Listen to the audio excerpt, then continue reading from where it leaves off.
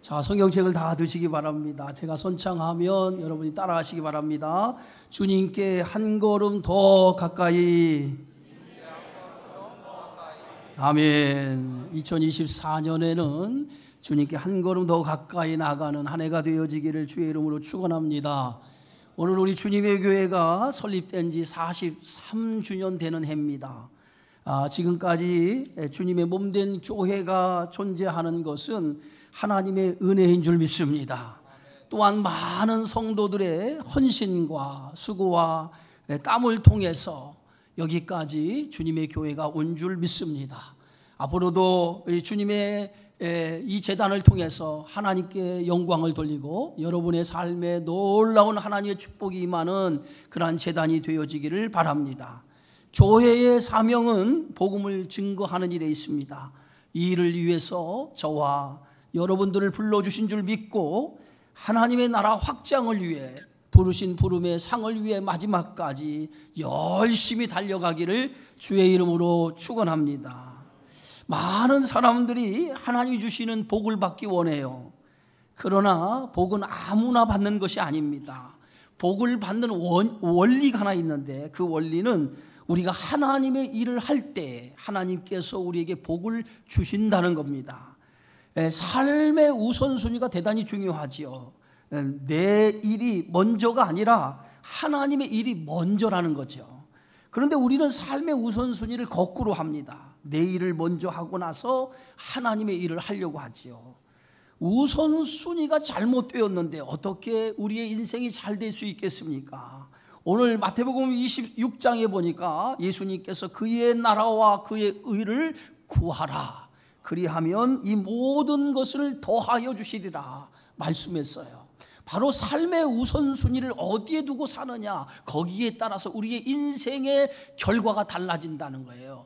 우리의 인생의 모든 삶의 우선순위를 그의 나라에 두라는 거예요. 그리하면 우리의 모든 삶에 하나님께서 풍성하게 더하여 주시겠다라고 말씀하시고 계십니다. 그래서 내 일을 먼저 하려고 하지 말고 주의 일을 항상 앞서서 행하려고 하시면 하나님께서 여러분의 인생에 함께 하시고 여러분의 삶에 놀라운 복을 허락해 주시리라 믿습니다. 이스라엘 백성들이 70년이라고 하는 기나긴 포로 생활을 마치고 이제 고국으로 돌아오지요. 고국으로 돌아온 그들에게는 한 가지 큰 소명을 가지고 돌아옵니다. 그 소명은 바로 무너진 성전을 재건하는 일이었어요. 70년 전에 바벨론의 침공으로 인해서 성전이 파괴되고 무너졌습니다. 70년이 지났는데도 불구하고 아직도 그 성전은 무너진 채로 방치되어 있었고, 어찌 보면 성전이 무너진 채로 방치되어 있다라고 하는 것은 이스라엘 백성들의 영적인 신앙이 아직도 무너진 채로 있었다고 하는 것입니다. 성전은 이스라엘 백성들의 영적인 안식처였어요. 그런데 영적인 안식처인 성전이 무너진 채로 살아가고 있기 때문에 그들의 삶에도 아직 회복되지 못하고 피폐된 채로 살아가고 있었다고 하는 것입니다. 여러분, 유다의 멸망의 원인이 어디 있습니까? 여호와의 신앙, 하나님에 대한 신앙이 무너졌기 때문에 유다가 멸망을 당하고 바벨론에 의해서 포로로 끌려가는 그런 비참한 삶이 시작된 거 아니겠습니까? 나라가 멸망되기 전에 선지자들은 수없이 하나님 앞에 돌아오라, 돌아오는 길만이 너희가 부흥하는 길이고 너희가 살 길이라고 많은 선지자들이 외쳤습니다. 그런데도 이스라엘 백성들은 그 선지자들의 외침의 소리에 귀를 닫고 듣지를 않았어요. 오히려 그들은 우상을 숭배하고 하나님이 원하지 않는 일을 더 많이 행하게 되었습니다. 하나님은 예레미야 선지자로 하여금 유다의 멸망을 예언하게 하죠. 예레미야 선지자는 조국 유다가 멸망될 것을 하나님으로부터 전해 듣고 눈물을 머금고 조국 유다가 바벨론이라고 하는 나라에 의해서 멸망되어질 것을 예언을 하게 되어집니다. 결국 유다는 BC 536년에 바벨론의 침공을 받고 결국은 멸망을 당하게 되어지고, 이때로부터 70년 동안 유다는 포로의 생활을 할 수밖에 없게 되어지죠. 이제 70년이 다 차고 페르시아 고레스 왕의 칙령에 의해서 이제 포로로 끌려갔던 자들이 1차로 고국에 귀환을 하게 되어집니다. 그때 1차로 고국에 귀환한 사람이 5만여 명이 되는 사람이에요. 바벨론 땅에 포로로 끌려간 사람들의 10% 정도가 1차로 고국에 돌아오게 되어집니다. 그런데 1차로 고국에 돌아오는 그들에게 주어진 사명은 무너진 성전을 재건하는 그 사명을 안고 고국에 돌아오게 되어지죠. 유다가 멸망한 이유는 여호와의 신앙, 그 신앙이 무너졌기 때문이었습니다. 다시는 그러한 일을 당하지 않기 위해서 여호와의 신앙을 바로 세우는 일이 무엇보다도 시급했습니다. 그러기 위해서 이제 무너진 성전을 세우는 일, 다시 재건하는 일은 영적인 신앙을 회복하는 일이요, 그 일은 무엇보다도 가장 시급하고 가장 중요한 일이었다라고 하는 것입니다. 그래서 총독 스룹바벨과 제사장 예수와를 중심으로 이제 조국에 돌아온 지 2년 둘째 달에 이제 1차 포로에서 귀환한 사람들을 중심으로 해서 성전의 재건이 시작되기 시작합니다. 이제 성전 재건 공사가 시작되자 이제 사마리아 사람들이 무너진 성전이 다시 재건한다라고 하는 소식을 전해 들었고, 그들이 이제 우리도 성전 재건에 참여하게 해달라, 우리도 성전을 다시 세우는 일에 우리도 함께 해달라고 그렇게 스룹바벨과 제사장에게 요구를 하죠. 스룹바벨과 제사장 예수와 그리고 족장들이 모여서 이제 함께 의논을 하다가 결론을 냈습니다. 그 결론은 바로 그들과는 우리가 함께 할 수 없다. 성전 재건하는 일에 그들과 함께 할 수 없다고 결론을 내려서 이제 사마리아 사람들과 함께 성전을 재건하는 일을 하지 않겠다고 얘기하죠.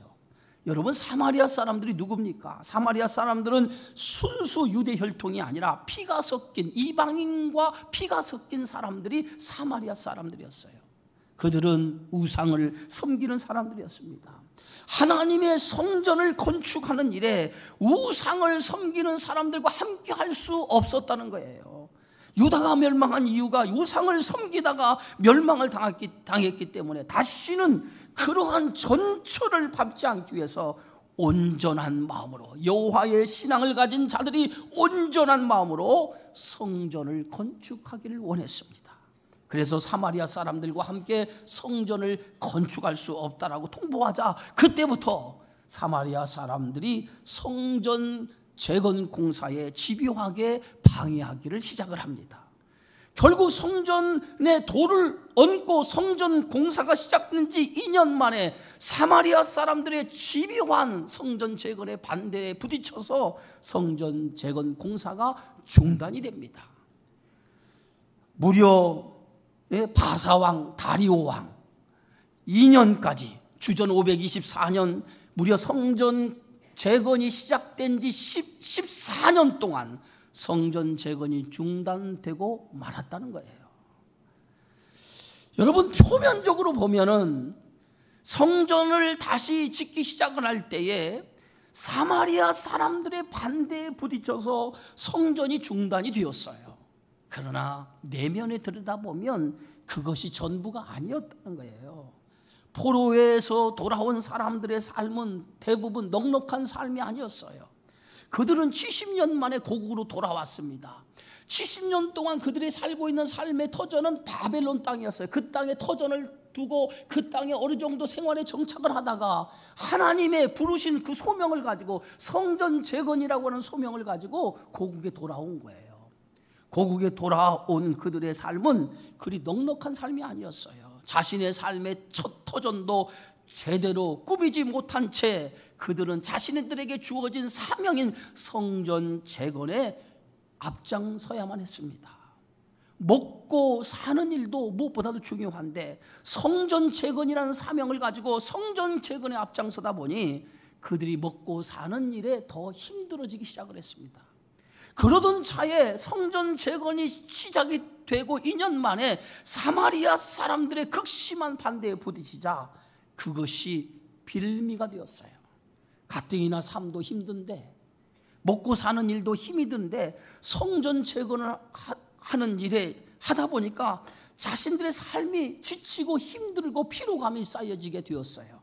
그래서 그들은 사마리아 사람들의 반대로 말미암아 핑계거리가 하나 생기기 시작을 했어요. 그래서 귀향에 저 사마리아 사람들이 반대하니 성전 재건 공사를 중단합시다 해서 성전 재건을 시작하다가 2년 만에 성전 재건 공사가 중단이 되고 말았던 것입니다. 자, 이렇게 해서 성전 재건 공사가 시작되다가 2년 만에 중단이 된 채로 14년 동안 성전이 더 이상 진척이 되지 못하고 중단이 된 채로 살아가게 되어지죠.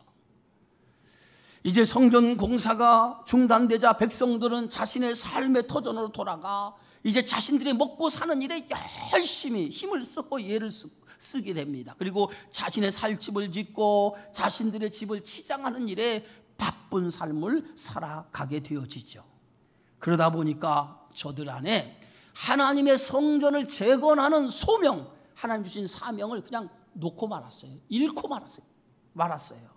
그래서 학개서 1장 2절에 성경은 이렇게 말하지요.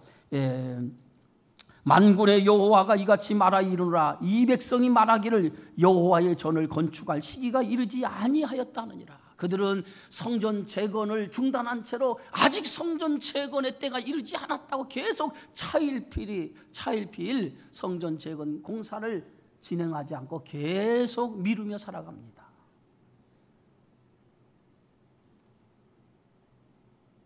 이렇게 저들의 삶이 하나님의 성전을 짓는 일을 방치한 채로 그들의 삶에 집착하며 살아가는 그 과정 동안에 그들의 삶이 더 나아지거나 윤택해지지도 않았다는 거예요. 예? 여러분, 인생의 집은 누가 세워야죠? 하나님이 세우셔야 돼요. 하나님이 세우지 않으면 그 인생의 집은 헛된 인생이에요.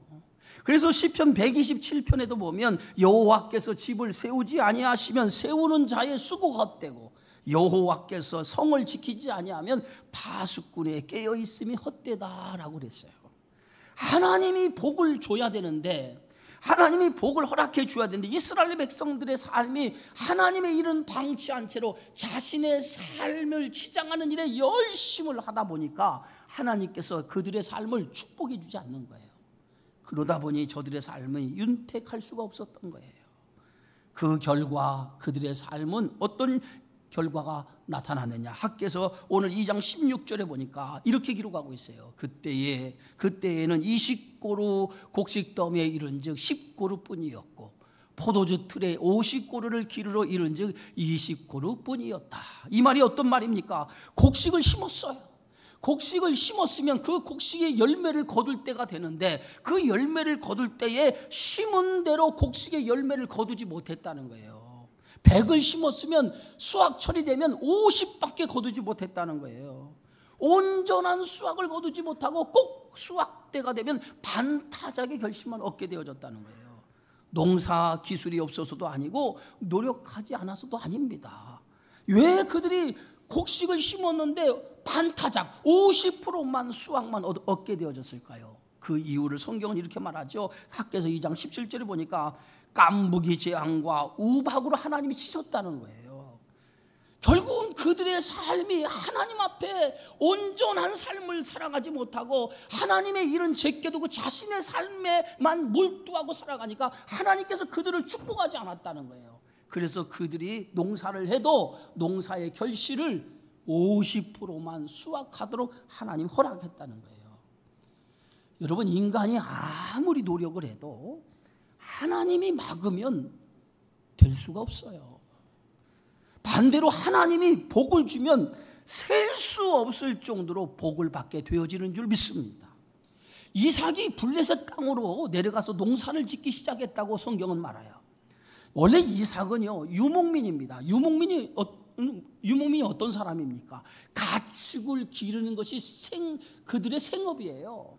그런데 그 생업인 유목민인 이삭이 가축을 기르지 아니하고 블레셋 땅으로 내려가서 농사를 짓게 되었다는 거예요. 처음으로 농사를 짓게 된 거예요. 그런데 블레셋 땅에 가서 농사를 지었는데 그의 농사를 지어서 결실을 맺었는데 얼마의 결실을 맺었느냐? 창세기 26장에 보니까 이삭이 그 땅에서 농사에 그 해에 100배나 얻었다는 거예요. 그런데 오늘 성경 말씀을 가만히 보면 이삭이 농사를 지어서 100배나 결실을 얻었는데 그 100배의 결실을 얻은 그 결과, 그 이유가 어디 있느냐? 오늘 성경은 이렇게 말합니다. 여호와께서 복을 주셨으므로. 예? 이삭이 100배의 결실을 얻은 것은 이삭이 농사의 기술이 좋아서 100배의 결실을 맺은 것이 아니라 하나님께서 이삭에게 복을 주셨다는 거예요. 이삭에게 복을 주시니까 이삭이 100배의 결실을 얻는 그러한 복을 받게 되어졌다는 거예요. 여러분, 우리가 노력한다고 해서 다 되는 게 아니에요. 하나님께서 복을 주시야만 됩니다.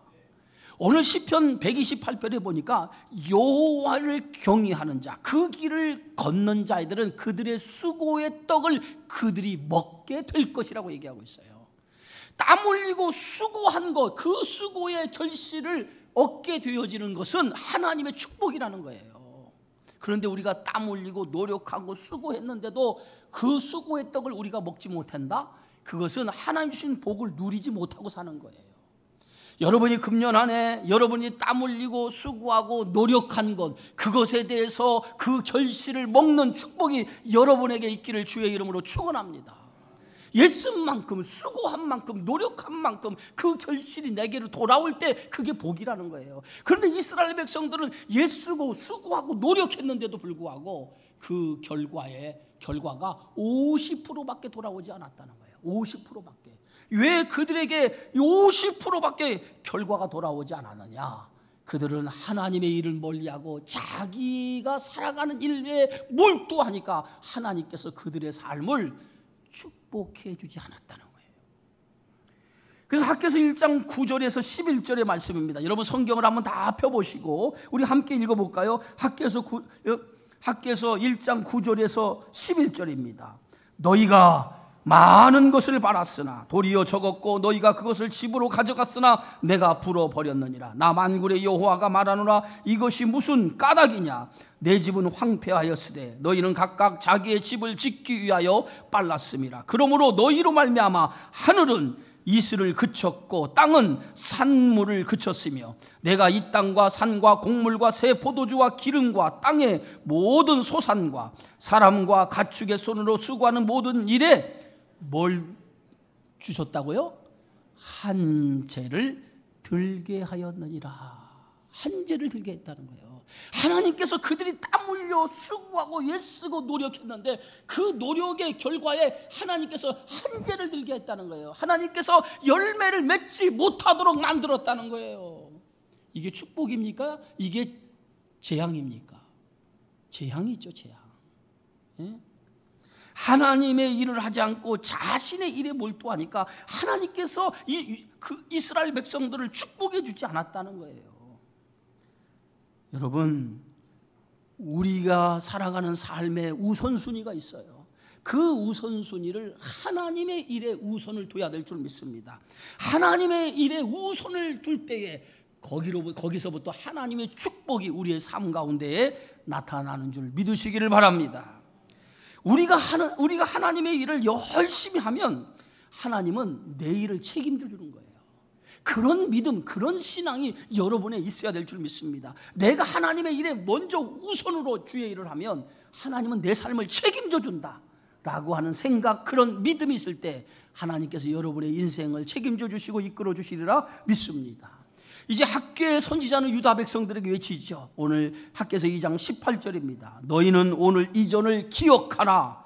아홉째 달 24일 곧 여호와의 성전 지대를 쌓던 날부터 기억하여 보라. 성전 재건 공사가 시작된 해는 BC 536년 16년 전입니다. 지금부터 성전 재건 공사가 16년 전에 시작이 된 2년, 성전 재건 공사가 시작된 2년 만에 성전 재건 공사가 중단이 되었어요. 무려 14년 동안 중단된 채로 방치되고 있었습니다. 성전이 방치된 상태의 유다 백성들의 삶도 다를 바가 없었다는 거예요. 그래서 학개서 2장 19절에는 곡식 종자가 아직도 창고에 있느냐, 포도나무, 무화과나무, 석류나무, 감람나무 열매가 맺지 못하였느니라. 성전이 방치된 채로 살아가는 동안에 그들의 삶은 아무 열매를 맺지 못하고 살아가고 있었다는 거예요. 그런데 오늘 2장 19절에 보면 이렇게 기록하고 있어요. 그러나 뭐라고 해요? 그러나 오늘부터는 내가 너희에게 뭘 주리라? 복을 주리라. 그러나 오늘부터는 내가 너희에게 복을 주리라. 오늘이 어떤 날입니까? 오늘은 그 성전이 중단된 채로 있다가 14년 만에 성전 재건 공사가 다시 시작된 날이에요. 그 날이 오늘이에요. 예? 중단된 성전이 다시 성전 공사가 시작된 날, 그날 오늘부터 성전 재건이 시작된 오늘부터 하나님께서 이스라엘 백성들에게 복을 주시겠다는 거예요. 오늘은 대단히 중요한 날이죠. 이스라엘 백성들의 삶 속에 엄청난 변화가 일어난 날입니다. 하나님의 성전을 황폐한 채 내버려 두었던 자들이 이제 학개의 선지자가 선포한 하나님의 말씀을 듣고 돌이키면서 그들이 이제 다시 하나님의 성전을 다시 쌓기 시작한 날이었습니다. 성전의 돌이 돌 위에 놓인 날이었고 중단되었던 하나님의 성전이 다시 재개되는 날이었다는 거예요. 지금까지 이기적이고 자기중심적인 마음을 가졌던 이들이 하나님의 나라와 그의 의를 구하는 마음으로 성전 건축을 다시 시작하게 되었다는 거예요. 이렇게 마음과 행동이 변화된 유다 백성들을 향해서 오늘 학개 선지자는 외치죠. 오늘부터 내가 너희에게 복을 주겠다. 하나님이 닫혀진 하늘문을 열어주시겠다는 거예요. 하나님이 열면 닫을 사람이 없어요. 닫으면 열 사람이 없는 것처럼 오늘부터 하나님께서 복을 주겠다라고 하는 것은 닫혔던 하늘의 문을 열어서 너희들에게 복을 주겠다는 하나님의 말씀이 되어지는 줄 믿습니다. 무엇이 유다 백성들의 마음을 움직이겠습니까? 하나님의 말씀이 그들의 마음을 움직였다는 거예요. 학개 선지자가 선포한 말씀을 듣고 그들이 깨닫게 된 거예요. 그 말씀이 어떤 말씀입니까? 오늘 1장 5절의 말씀입니다. 우리 다 같이 한번 읽어봅시다. 학개서 1장 5절이에요.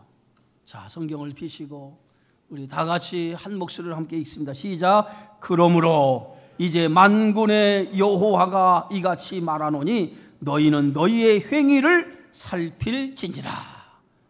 학개 선지자는 하나님의 성전을 방치한 채로 놔두고 저들의 삶에 열두하고 저들의 삶에 열심을 하고 살아가는 저들에게 하나님의 말씀을 외치기 시작했습니다. 너희의 마음을 살피라. 너희가 지금 어떻게 살아가고 있는지, 하나님의 일을 방치된 채 너희 일에 몰두하고 있는 너희들의 마음을 살펴보라. 이렇게 학개 선지자가 그들의 마음에 불을 붙이면서 저들에게 하나님의 말씀을 들려주기 시작을 했어요. 하나님의 말씀이 그들의 마음을 움직이기 시작합니다. 부정한 마음이 거룩한 마음으로 변하기 시작을 했어요. 그때부터 그들의 마음에 하나님의 마음을 갖기 시작을 했어요. 여러분, 하나님의 말씀을 청종하고 언제나 하나님의 말씀을 청종하면 그 속에서 하나님의 역사가 나타나게 되어지는 줄 믿습니다. 부정한 마음이 하나님의 거룩한 마음으로 바꾸어질 때에 그때부터 하나님의 축복이 임하기 시작하는 거예요. 미국으로 건너온 청교도들이 첫 해 농사를 지었어요. 그래서 첫 해 농사를 지어서 제일 먼저 한 일이 뭔지 아십니까? 하나님 앞에 감사의 예배를 드렸어요. 그리고 교회를 건축하기를 시작을 했어요. 이것이 첫 번째 청교도들이 한 일이었어요. 두 번째 해에 농사를 지어서 그 거둔 수확을 가지고 두 번째 한 일이 뭐냐면 학교를 세우는 일을 했어요. 그 세 번째, 그 다음 해에 농사를 지어서 수확을 거둔 것을 가지고 세 번째, 3년째 되는 해에 비로소 그들이 자기들의 살 집을 짓기 시작을 했어요. 여러분, 하나님의 일을 최우선으로 했던 청교도들의 신앙, 그 신앙으로 세워진 나라가 미국이라는 나라예요. 하나님께서 그의 후손들을 축복해 주지 않을 이유가 어디 있겠습니까? 청교도의 신앙 위에 세워졌기 때문에 그 후손들이 복을 받은 거예요. 하나님의 일을 먼저 하니까 하나님께서 그 후손들을 책임져 주었다는 거예요. 대구에 가면 서연교회라고 하는 큰 교회가 있습니다. 그 교회는 오래전에 대리석으로 잘 지은 교회인데 그 당시 그 교회가 지어질 당시 우리나라에서는 가장 크고 아름다운 교회 건물이었어요. 그런데 이 교회가 지어지게 된 배경이 있어요. 그 교회에 이 정규만 장로님이라고 하는 분이 계셨는데 그분이 한약방을 운영하고 있었어요. 그런데 그분이 뜻하지 않게 중환병에 걸린 거예요. 근데 그 중환병에 걸려서 오늘 내일 하는 거예요. 그때 그분이 하나님 앞에 울면서 기도를 합니다. 하나님, 제 병을 좀 고쳐주시기 바랍니다. 제가 죽기 전에 성전을 건축해야 되는데 내가 죽으면 어떻게 성전을 건축할 수 있습니까? 라고 하나님 앞에 제발 내가 성전을 짓고 죽게 해달라고 하나님에 그렇게 울면서 기도를 했다고 해요. 그런데 그렇게 기도하고 난 이후에 하나님께서 기적처럼 그분의 건강을 회복시켜 주어서 그분이 자신의 전 재산을 다 팔아가지고 성전 건축하는, 성도들과 함께 성전 건축하는 일을 마치게 되었다는 거예요. 그런데 그 이후로부터 하나님께서 오늘부터 내가 너에게 복을 주리라 하는 이 말씀처럼 그 장로님에게 축복의 문이 활짝 열리게 되었다는 거예요. 그 무렵 대구에서 이상한 병이 나들기 시작을 하는데 그 병을 고칠 약이 없었다는 거예요. 그런데 희한하게도 이 장로님이 한약방을 운영하는데 한약방에서 지은 약을 먹으면 그 병이 감쪽까지 다 나은 거예요. 그러니까 사람들이 소문이 나기 시작을 한 거예요. 어느 한약방 장로님의 한약방에 가서 약을 지어 먹으면 병이 다 나았다는 소문이 돌기 시작하면서 사람들이 그 진료를 받으려고 그 한약방 약을 지으려고 새벽부터 장사진을 치게 된 거예요. 그래서 이 장로님이 하나님으로부터 놀라운 복을 받게 된 거예요.